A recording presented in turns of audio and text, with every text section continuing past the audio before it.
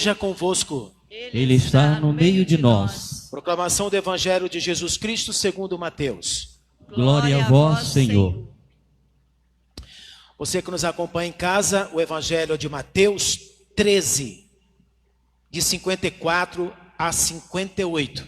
Se você tem Bíblia, quiser acompanhar pelo Evangelho, Mateus capítulo 13, versículos 54 a 58. Naquele tempo, dirigindo-se para a sua terra, Jesus ensinava na sinagoga, de modo que ficavam admirados e diziam: de onde lhe vem essa sabedoria e esses milagres? Não é ele o filho do carpinteiro? Sua mãe não se chama Maria? E seus irmãos não são Tiago, José, Simão e Judas? E suas irmãs não moram conosco? Então, de onde lhe vem tudo isso? E ficaram escandalizados por causa dele. Jesus, porém, disse: um profeta só não é estimado em sua própria pátria e em sua família. E Jesus não fez ali muitos milagres, porque eles não tinham fé. Palavra da salvação. Glória a vós, Senhor. Aleluia, aleluia, aleluia,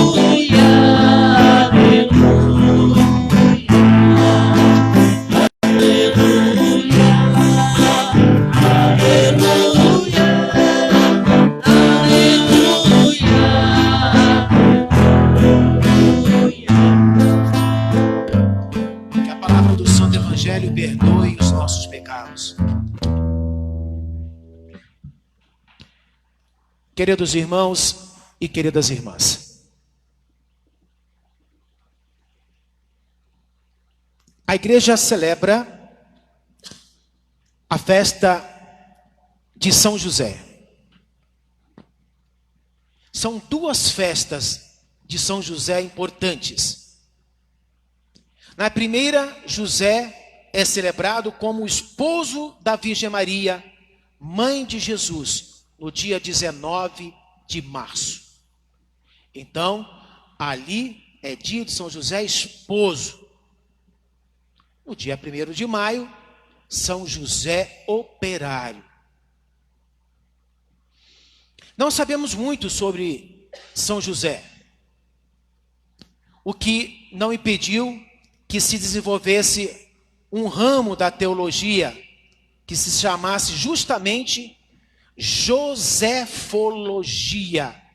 Josefologia é uma teologia sobre São José. Por que ele ocupou um lugar tão importante, sendo da descendência davídica, e se fala tão pouco dele nos 4 evangelistas?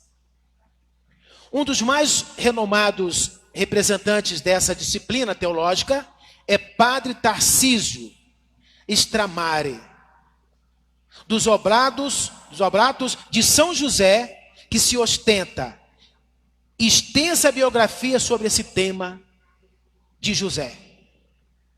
O que sabemos sobre São José está fundamentalmente chamados Evangelhos da infância. Até os 12 anos da vida de Jesus, os evangelistas narram sobre a vida de José. Depois José desaparece.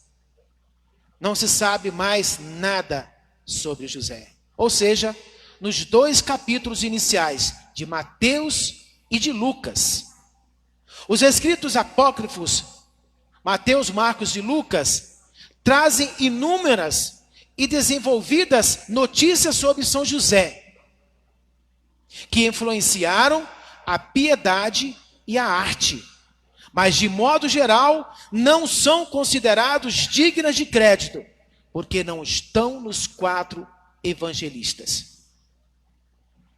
José é, antes de tudo, da descendência de Davi. Isso podemos conferir em Mateus 1:20.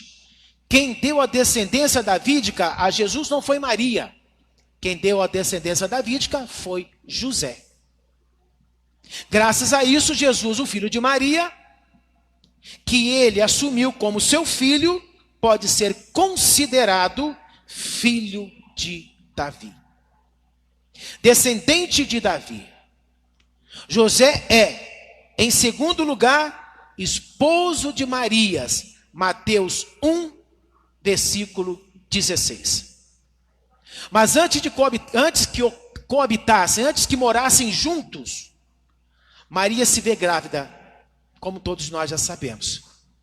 José pensa em abandoná-la porque existia uma lei que a mulher que estivesse comprometida a um homem e ficasse grávida ou pega em adultério seria apedrejada publicamente.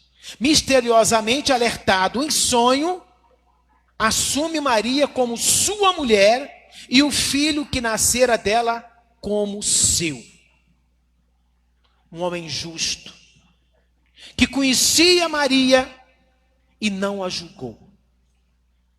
Dessa maneira, mostra-se justo, como diz laconicamente, mas eficazmente, o evangelista Mateus, no capítulo 1, no versículo 19. De fato, se resolvesse repudiá-la publicamente, exporia Maria a um processo sumário por adultério, cujo o desfecho previsível seria a sua lapidação ou morte a pedradas. José vivia na modesta cidade de Nazaré. Ele era um artesão, ou se quisesse chamar, ele poderia ser um carpinteiro. Era conhecido publicamente como pai de Jesus. Um homem simples, um homem humilde. Embora os evangelistas saibam que Jesus fosse filho apenas de Maria, que engravidou por obra do Espírito Santo, seu pai José seria, segundo Mateus, um tal Jacó. Em Mateus 1, versículo 16. Seria, segundo Mateus, um tal Jacó. Ou Eli, segundo Lucas. A imagem que seria um homem idoso. Preste atenção nisso. Talvez essa resposta aqui agora vai responder a muitos evangélicos que não entendem de Bíblia, que dizem serem conhecedores de Bíblia, mas não conhecem de Bíblia coisa nenhuma. Porque a Bíblia, ela tem os seus livros inspirados, reconhecidos, canônicos, mas nós nos baseamos também nos livros apócrifos. A imagem que seria um homem idoso não provém dos evangelhos, mas dos escritos apócrifos. E provavelmente surgiu para explicar o silêncio de José nos evangelhos, de Mateus, Marcos, Lucas e João, sobre a presença de José na vida pública de Jesus. Vejam vocês, Pio XII, em 1939 a 1958, o declarou patrono de todos os trabalhadores. O Papa Paulo VI, o Papa João XXIII declarou São José patrono da igreja e inseriu seu nome no cânone romano, oração eucarística. Todas as orações eucarísticas hoje, que vierem os livros com orações eucarísticas, com o missal romano, terão que dizer Maria e José, seu esposo. O Papa Francisco estendeu essa inserção a todas as demais orações eucarísticas da Bíblia. É importante entendermos, meus irmãos, que José, ele vinha do segundo casamento. Ele já tinha uma idade já um pouco avançada. Ele teve 4 filhos do primeiro casamento. E outras filhas também. E aqui no evangelho de hoje citado: Tiago, José, Simão e Judas. Então, quando ele se casou com Maria, ele já tinha sido casado e já tinha tido uma família. Só que ele era viúvo. E com isso, dizem, Jesus, Maria e seus irmãos e irmãs, que são irmãos por parte de José. Aí explica aquilo que estão ocultos nos evangelhos de Mateus, Marcos e Lucas. Talvez aí fique mais claro para nós por que Jesus aparentemente teve irmãos, mas não foram irmãos. No caso, se José foi realmente pai, então eles eram seus irmãos, mas Maria continuou virgem e se engravidou pela ação do Espírito Santo de Deus. No evangelho de hoje, ele não é o filho do carpinteiro. Se ele fosse o filho do rei, do governador, talvez não, com certeza ele teria sido melhor tratado, mais acolhido. Mas ele não é o filho do carpinteiro? Isso é uma forma de discriminar José, de discriminar Jesus. De Belém pode vir alguma coisa boa? De Nazaré pode vir alguma coisa boa? Ele não é filho de José o carpinteiro? Por isso não só negaram Jesus, mas negaram tudo que Jesus trouxe consigo, a salvação de Deus. E ali houve um racha. Muitos começaram a seguir Jesus e viraram cristãos, e os judeus que acreditavam somente no Antigo Testamento e não reconheciam Jesus como o Filho de Deus, o Salvador, o Messias, Jesus já não frequentava então mais as sinagogas. Jesus ia então de comunidade em comunidade, pregando, evangelizando, catequizando o seu povo. Por isso, a sua própria família. Por isso, santo de casa não faz milagre. Por isso, ali Jesus não pôde realizar milagres, porque eles não tinham fé. Eles não acreditavam que Jesus fosse o Salvador. Um Salvador que estava pregado na cruz, um Salvador que morreu, um Salvador que se deixou ser humilhado. Como pode ser o nosso Salvador se ele perdeu, se ele morreu, se crucificaram ele? E nós vimos. Muitos pararam ali, na cruz, mas não seguiram na ressurreição. Por isso, quem não acreditar na ressurreição de Jesus, vã é a sua fé. Se você não acredita na ressurreição, então como você vai acreditar num Deus dos mortos? Jesus é um Deus dos vivos, que morreu, ressuscitou e está presente no meio de nós. Na primeira leitura de hoje, tirada do livro do Gênesis, nos mostra que Deus também não foi um operário, mas no livro do Gênesis quer mostrar que Deus também trabalhou 6 dias por semana e descansou no 7º. O trabalho, então, não pode ser visto como um castigo de Deus por causa do pecado de Adão e Eva. O trabalho é para a dignidade do homem. O trabalho é para que o homem se sinta digno de comer do seu próprio trabalho, de botar em prática o seu dom, o seu talento, em função da humanidade, da comunidade. Se você hoje está escondendo seus dons, seus talentos, o mundo está precisando de você. Em alguma função, em algum lugar, na sociedade, no mundo, nessa engrenagem, como eu falava no ato penitencial, você pode ser um serrote, um martelo, um prego, um parafuso que dá voltas, uma lixa que é áspera, mas você tem que ser alguma coisa na sociedade. Você não pode ser um ninguém. Você não pode ser um Zé Ninguém. Porque Deus te fez e te capacitou e te preparou porque você fosse alguma coisa. Não bote culpa na sociedade, no mundo, no seu pai, na sua mãe, em ninguém, por você ser infeliz, incapacitado, por você ser um merda. Me desculpa falar assim. Porque na hora que você escolhe ser feliz e ser alguém na vida, você escolheu ser feliz e vai passar a produzir, a passar a fazer alguma coisa para que você se sinta útil na sociedade e no mundo. No evangelho de hoje, você vê em 2 momentos, quando se fala de São José. Se fala de José, o carpinteiro, e José, o pai de Jesus. São 2 momentos apenas, mas somente nesses 2 momentos, José mostrou a sua capacidade e a sua importância na história da salvação.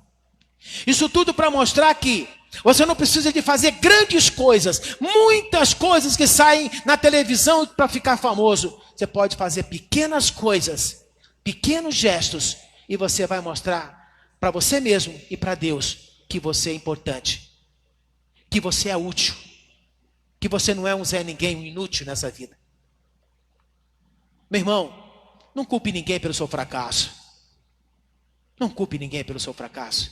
Lute, busque, trabalhe. Eu quero, eu posso, eu vou conseguir. Bota isso na sua cabeça, bota isso na sua mente. Eu quero, eu posso, eu vou conseguir. O brasileiro não desiste nunca. O brasileiro, ele está sempre se reinventando. O brasileiro está sempre buscando na criatividade, nos faróis, vendendo, sendo palhaço, vendendo laranja, bala, alguma coisa está fazendo, mas está ganhando o seu pão de cada dia. Agora que você que fica aí, ó, de braços cruzados, sem fazer nada, venha a nós o vosso reino nada. Não espere nada de Deus nem de ninguém.